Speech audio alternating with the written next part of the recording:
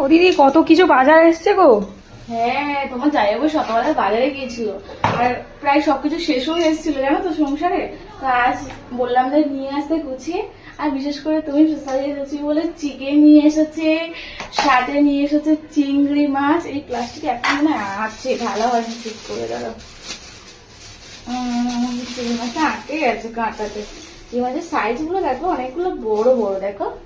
হ্যাঁ হ্যাঁ চিংড়ি মাছ নিয়ে এসছে অল্প করে, আর সাথে আছে কুমড়ো, পুঁই শাক কুমড়ো দিয়ে চিংড়ি মাছ দিয়ে মাখা মাখা তরকারি করব।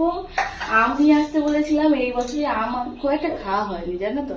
তো আম নিয়ে এসেছে, সাথে ব্ল্যাঙ্কেট থেকে অর্ডার করেছিল কাঁচা লঙ্কা, আলু, আর এখানে রয়েছে এই এক প্লেট ডিম, সাথে সরিষার